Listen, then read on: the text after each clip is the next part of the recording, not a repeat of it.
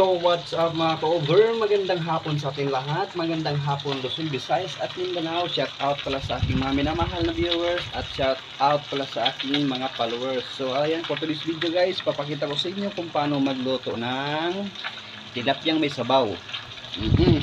Tilapyang may sabaw.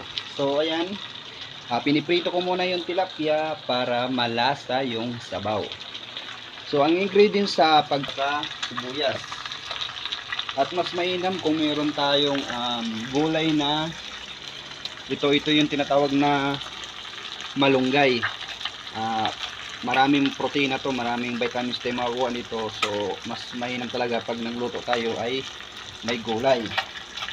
So ayan, titingnan natin yung loob ng ref kung ano pa yung mga gulay na mayroon dito mga ka-over.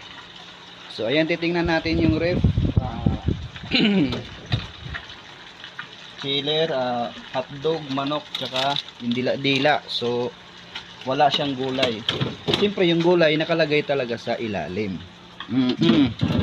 So ito lang yung gulay mga ka-over. Ayan ano tawag nito? Ampalaya, puso. Shout out kala Kambal, no? Bal, may puso ako Bal para sa inyo Bal. Tsaka repulyo. Walang gulay. So ayan. So ang gagawin natin ngayon mga ka-over, ito lang, sibuyas, bawang, saka yung malunggay. So panoorin nyo na lang kung paano lutuin. So ayan, gayatin muna natin yung bawang. Sunod natin yung tilapia. Sunod sibuyas. Ayan mga ka-over, mga ka-viewers. At huwag nyo kalimutan i-share itong video na to para mainggan nyo naman yung iba na hindi marunong magluto, lalo na sa mga lalaki, ha? Ayan. Bawang sibuyas lang, malasa na to mga ka-over pag sinabaw.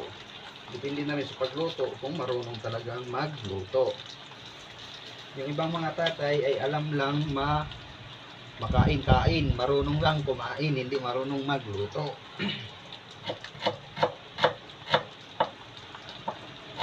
So ayan mga ka-over, tapos nang maghiwa ng sibuyas at baliktarin na natin yung perito. Yun, no? Medyo sunog na.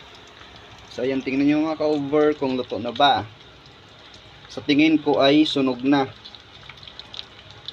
Ayun, dumikit na. Ayan,